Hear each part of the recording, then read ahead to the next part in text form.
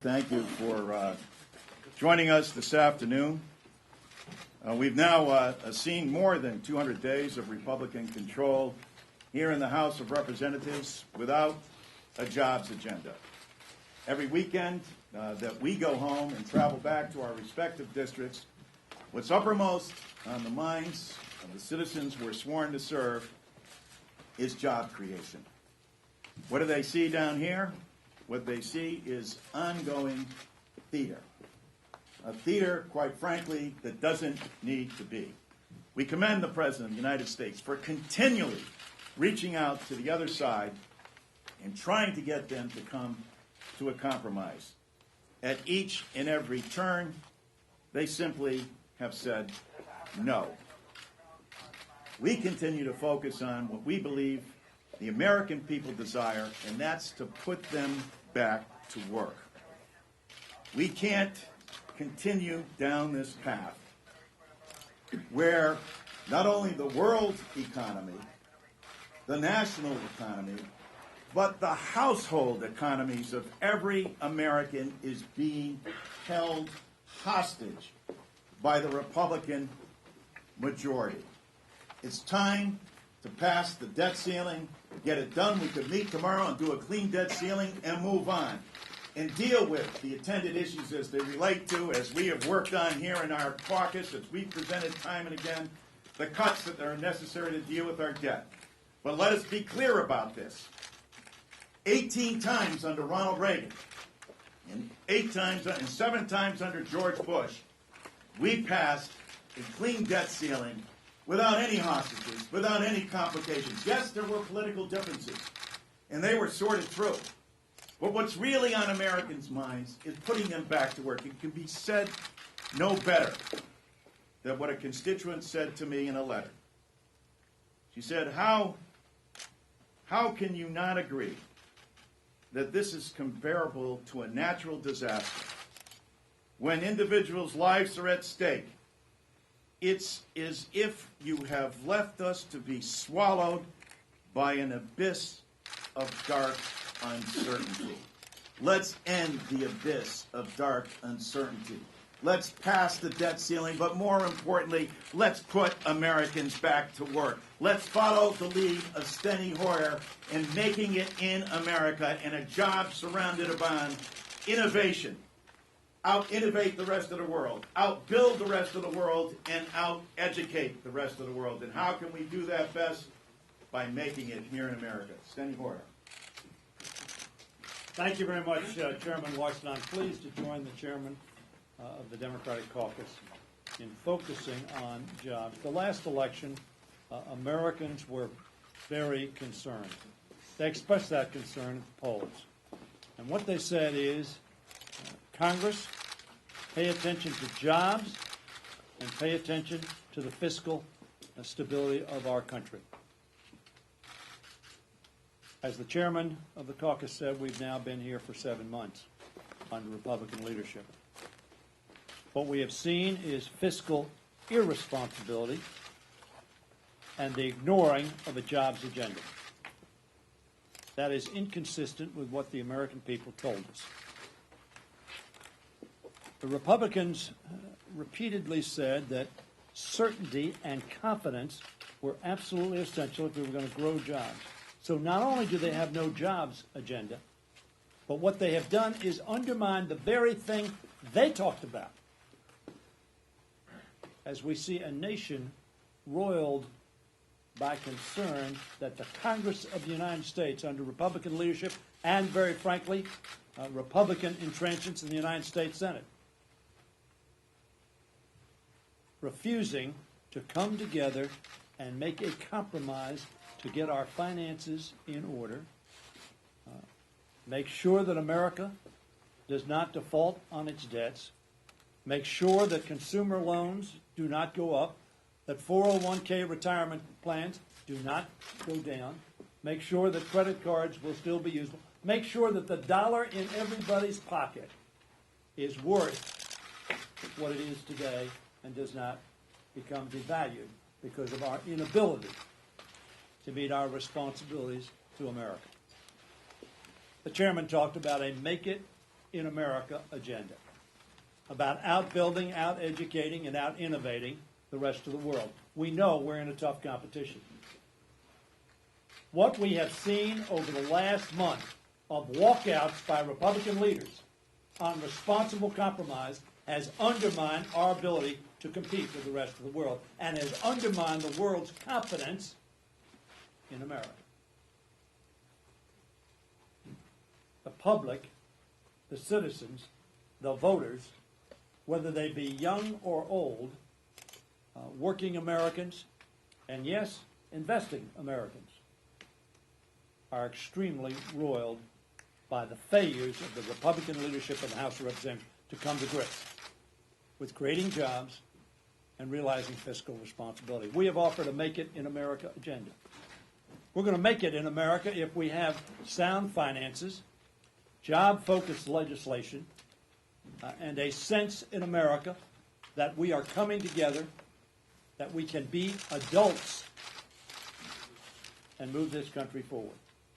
I am hopeful that we do that.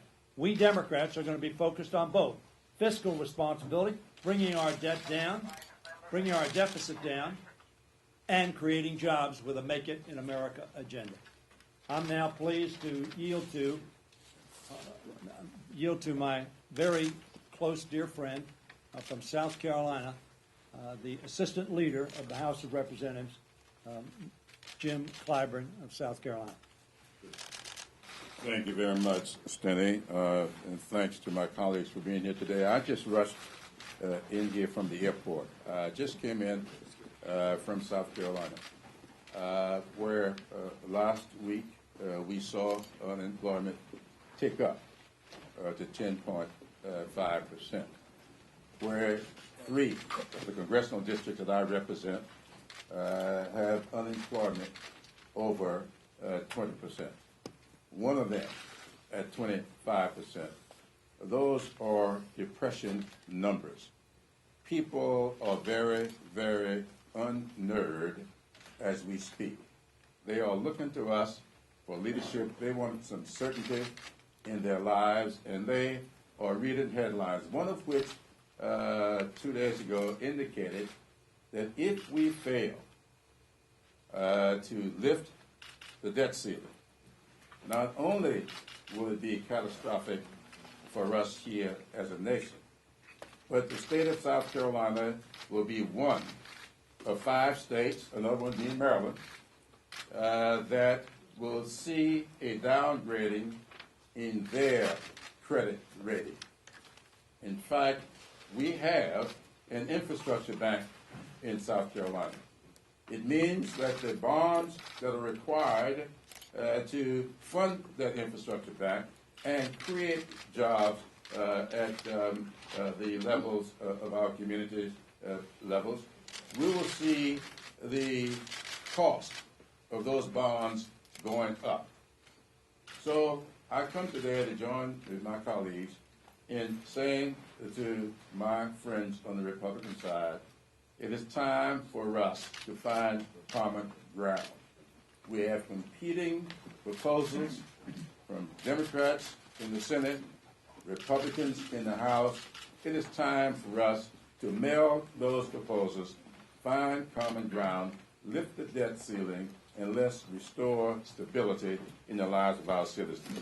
And with that, I am pleased to bring to the mic my longtime friend and classmate, Javier Becerra. Thanks, Jim. Let me join with our chairman, the House Democratic leadership, and each and every one of my colleagues who is here today to say that we recognize that the biggest deficit this country faces is a jobs deficit. And the sooner we put Americans back to work and thereby paying taxes, the quicker we get this economy going. The president knew this very well. The month he was sworn into office and given the keys to the White House by George Bush, 790,000 Americans lost their jobs. And so we all got busy. The president, working with Democrats in Congress, passed an economic recovery package which created or helped Americans stay in their job to the tune of 3.5 million Americans. And in 2010, we started to see Americans going back to work. 250,000 Americans started to go back to work on a monthly basis. But then we started to see the gamesmanship being played here in Washington, D.C. And guess what? The economy started to slow down. And today what we're seeing is that gamesmanship has its consequences. We want to get past this issue of America paying its bills. Never before has this country failed to pay its bills.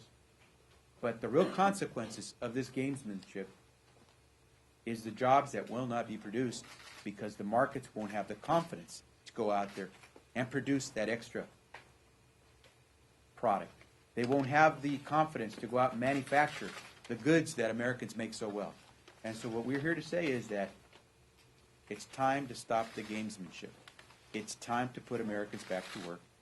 And therefore, it is time for our Republican colleagues to stop leaving the negotiating table and do what every American must do when they sit at the kitchen table and make those tough decisions. Let's do them together. Let's do them bipartisanly. But there is no reason to cost any more Americans their jobs simply because we're playing politics with the issue. We urge our Republican colleagues to join with the President and with Democrats to not leave the table and reach a solid agreement on behalf of the American public.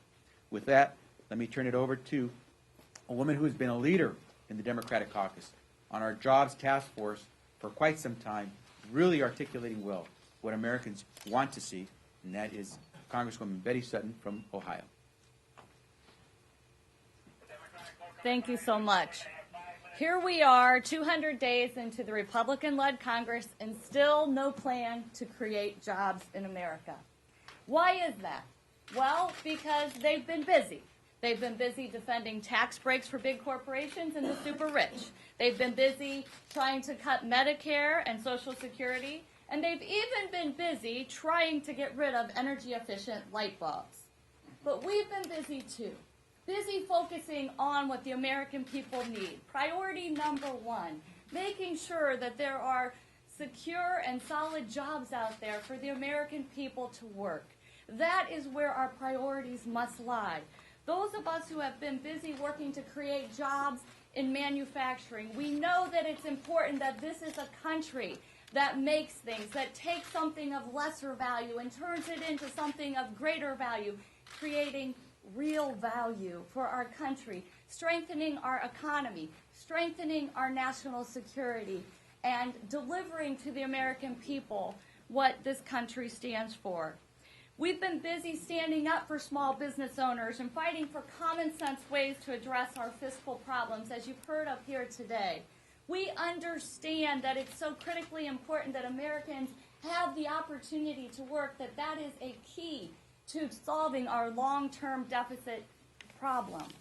So here we are today to invite once again our Republican colleagues to join us and to answer the call of that sign that says, we want jobs, we want jobs. That's what the people I represent want. And that's what we on the stage here today are here to call for. Join with us.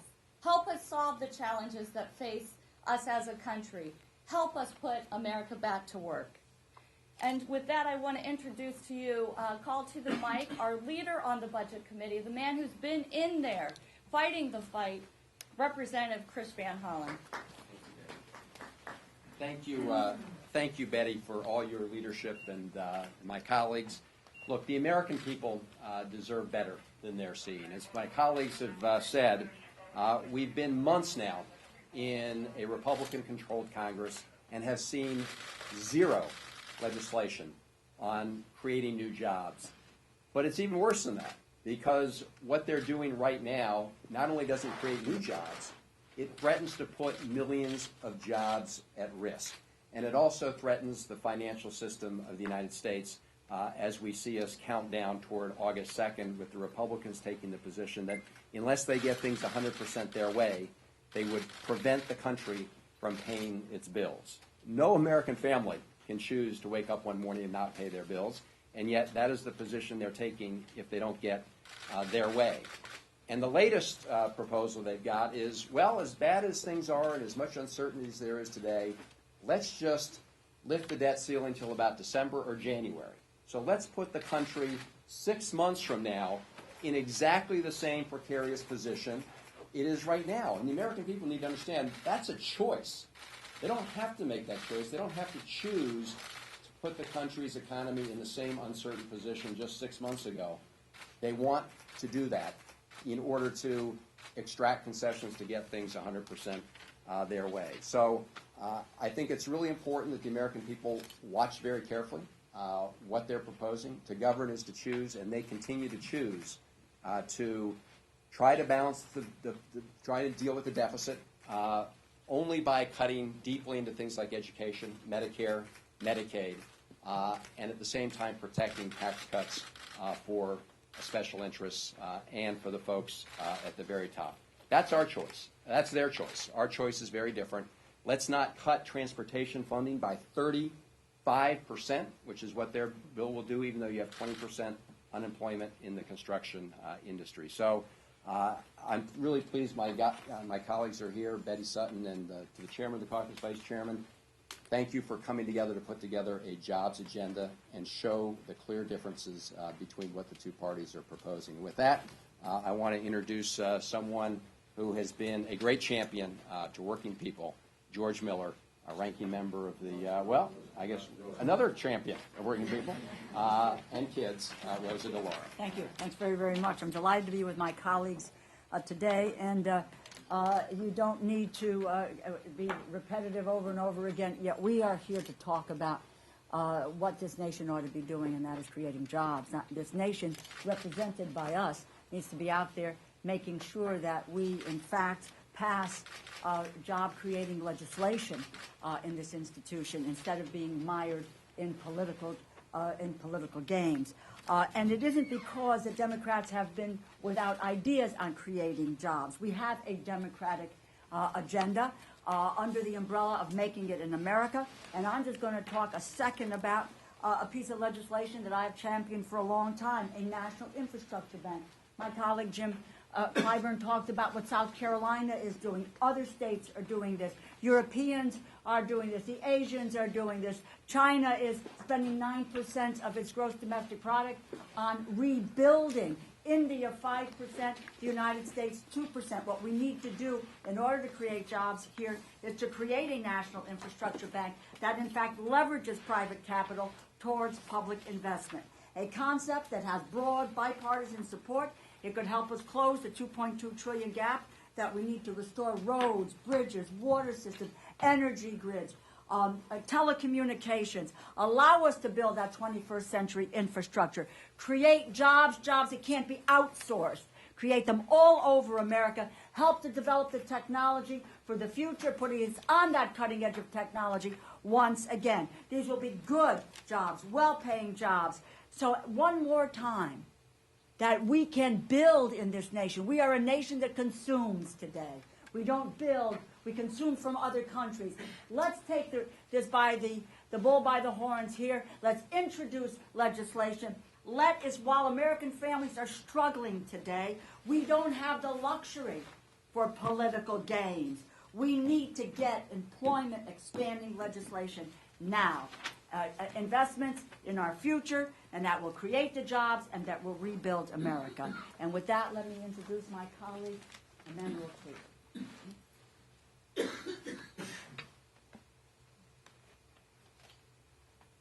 Jobs. Let me now introduce the man who never wavers from the Progressive Caucus, Raul Grijalva. Let me follow that.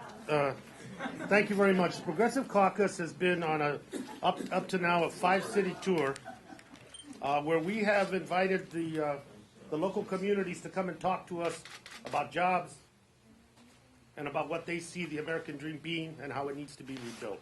These are heart-wrenching, very serious, anguished discussions with the part of the unemployed, the underemployed, and those people that are looking for work and can't find it. I would suggest to my Republican colleagues that they need to listen to the American people. They need to have a jobs agenda. They need to look carefully as they slash these budgets what it means. For example, $100 billion cut from Medicaid translates into 800,000 to 1 million jobs. So as we go forward, the jobs agenda has to be number one. The way to get out of this deficit issue, the way to begin to deal with the debt is to put Americans to work so they can help us dig ourselves out. Thank you, and let me now introduce the chairwoman of KPAC, Ms. Judy Chu. National unemployment is at 9.3%, but for Pacific Islanders, it's 13.2%, and for Samoans, it's 17%. And Asian Americans stay unemployed longer than any other ethnic group. The American people know job growth should be Congress's top priority, but the Republicans aren't getting the message. In 200 days, they've passed 81 bills, and how many of those have created jobs? 0. In 200 days, they've, in fact, tried to put 2 million Americans out of work. And now with the default negotiations, they are holding America's economy and the American people hostage to their agenda of tax cuts for the rich and loopholes that help corporations. We need House leaders looking out for the American people and creating jobs, not cutting them. We need strong House leaders who will truly do something about the economy, not just promote corporate interests and the rich. And now I have the pleasure of introducing my esteemed colleague, the chair of the New Democrats, Joe Crowley. Thank you, Judy, very much. I'm very pleased to be here today, joining my colleagues in the leadership of the House Democratic Caucus.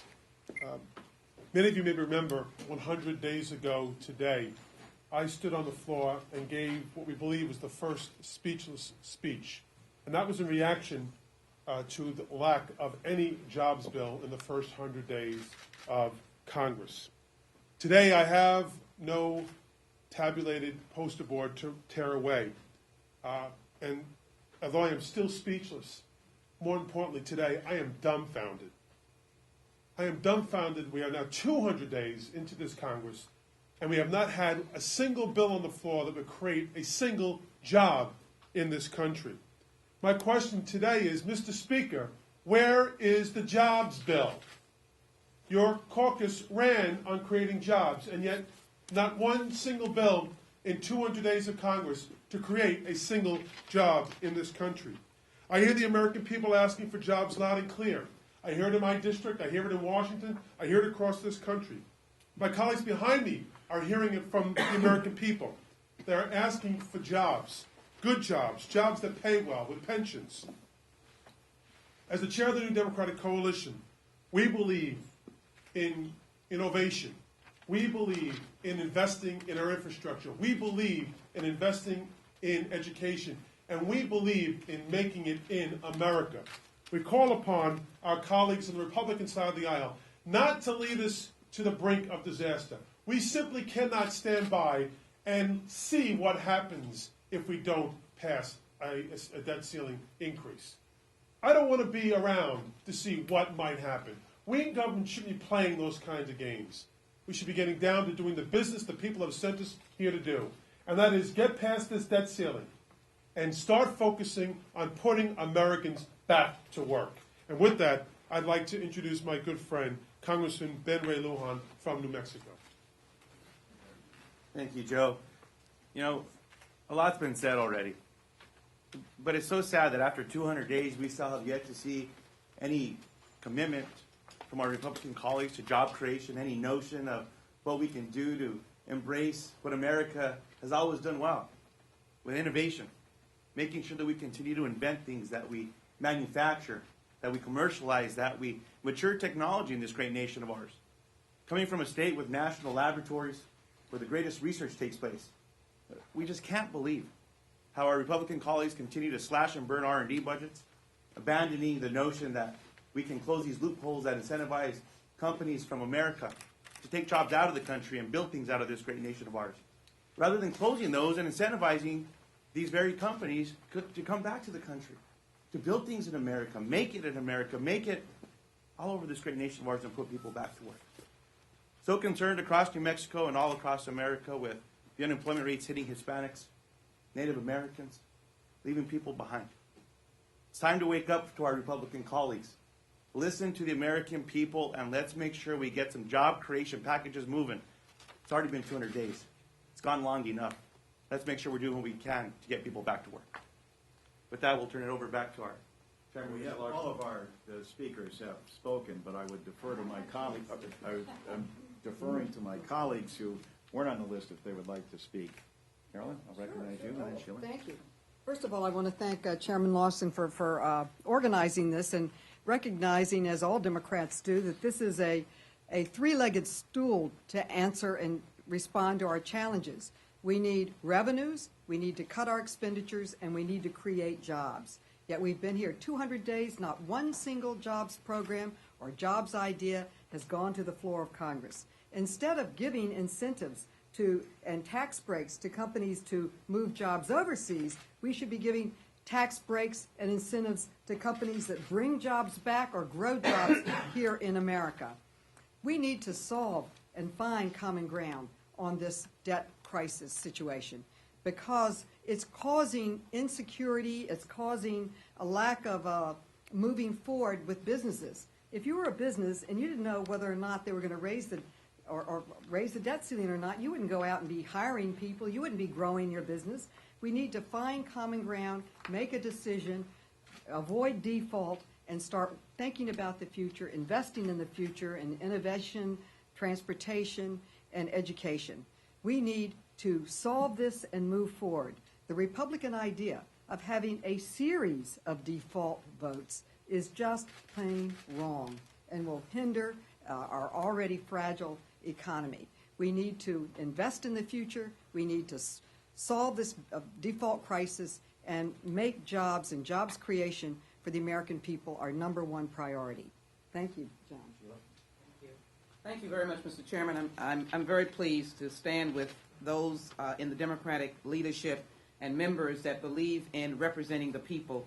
And I want to thank Chairman Lawson and all of the Democratic leadership. I want to thank President Obama and Chief of Staff Daley for being on the phones, talking to market leaders to ensure and to assure them that we are going to get this happening and make it right. We all want no default. But I want you to look at this party, the Democrats, as protector of the most vulnerable. And we are proud of that stance. And that's why we're here talking about helping working Americans, middle class working Americans. We're talking about helping the vulnerable, protecting Medicare, Social Security, and Medicaid. And I would simply say, go get a clock and be reminded of the gap in decision on the Bush bailout that we were required to do to save our financial stability about 2-3 years ago. Just imagine on August 2nd when no adult shows up and the hardworking American 401k begin to lose first $1 trillion, then $2 trillion, and it keeps going up and up and up. That is why we're standing in the gap, calling upon every leadership member of our esteemed colleagues. Don't walk out of any other meetings. Stand as adults and let us fix this problem. And if anyone doesn't understand why we don't need to move on short term, watch that clock come up in April or March and another $1 trillion goes because we're in this debate again. Most Americans don't know about the debt ceiling, but they know about the loss of jobs, the lack of interest rates that they can tolerate, and they know about their families not being able to survive. This is what we're standing here for today, and I'm glad to stand with my colleagues supporting jobs and protecting the most vulnerable Americans. Thank you, Sheila. George, you heard from our leadership and a number of the leaders from our respective caucuses within the Democratic caucus, and the bottom line is this. We cannot default on the American economy, and we shouldn't be defaulting on American jobs. We should be creating American jobs, and that's what the business on this floor and meetings that should be taking place should be focused on job creation. With that, although time has run out and expired on the clock, we'll take a couple of questions if we can.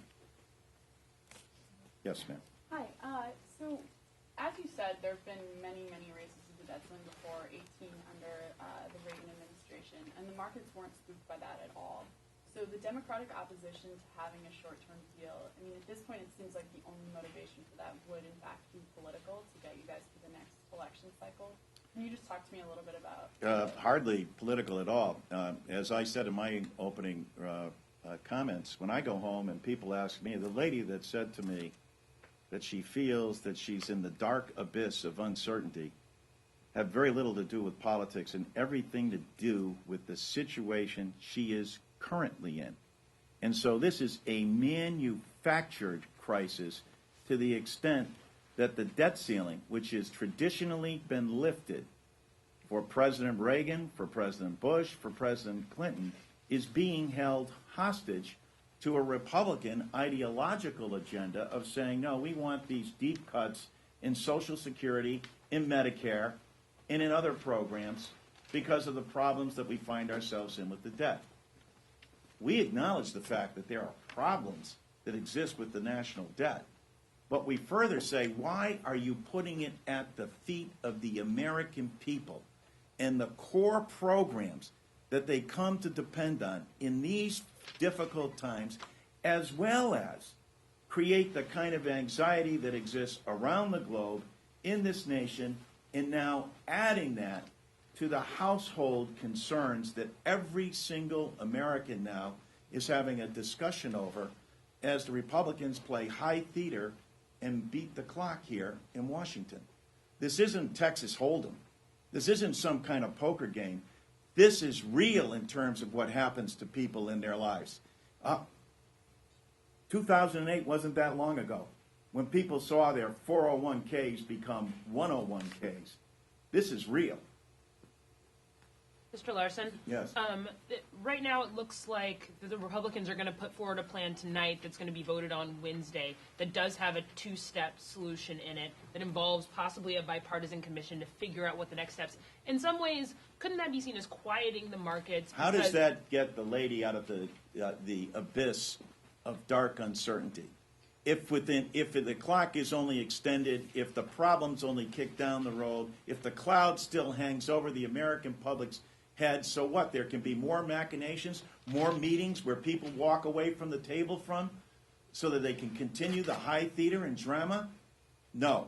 Democrats stand united behind the fact that what we need is that everybody to be an adult in the room and do what was done for every single other American president. The nation has never defaulted on its loans, and that's why Congress came together, along with presidents, and whether it was President Reagan and Tip O'Neill, they came together to reach an accommodation because they knew what was at stake for the American people. How would you all vote on the two-step plan if that's what comes? We have to take a look. We don't know what they're, it's the plan du jour. But what we do know is this, and our colleague Carolyn Maloney left, but I think she said the other day that the Republicans walked out on the vice president. They walked away from McConnell and Reid. They walked away from the Gang of Six. They've walked away from the president not once, but now twice. And I think she concluded by saying if Barack Obama comes up with a cure for cancer, they might walk away from that as well. That is the theater. That's where the politics are being played. We're saying put that politics aside. You want to sit down and seriously discuss the deficit, which there were an awful lot of ground that was made. But every time they say a lot of ground was made, we have a grand plan, we have a small plan, they've walked away. So it doesn't give a great deal of confidence. But we'd like to see them come up with their proposal, and certainly we think it should be, at least I feel personally, it should be a clean vote and move on to the other issues. Have Yes. you seen the Reid plan that's coming forward? 2.7 trillion, no revenue, but no I entitlement. have not, but I would imagine that plan, and we are having a caucus this evening, in which we hope that we'll be able to take a look at both those plans, both the Reid plan and also what the Republicans are proposing. But our understanding, just based on the core principles that Nancy Pelosi and Steny and Jim Clyburn before and Chris Van Hollen, that it does not include ending the benefits of Social Security, Medicare, or Medicaid. And so from that standpoint, that's something that Democrats have always stood solid behind. Yes, sir. Do you accept the fact that it doesn't add any revenues to fixing the problem? we'd like to see, if you're going to have a balanced approach, of course we'd like to see revenues. If we're going to, in fact, rebuild the country, there's no economist that we know of on either side that hasn't said you're going to have to raise these revenues. Now, what I think has been politicized is that the president hasn't said we have to do that tomorrow, recognizing the very fragile nature of our recovery here, but they're going to have to be included in any kind of balanced plan.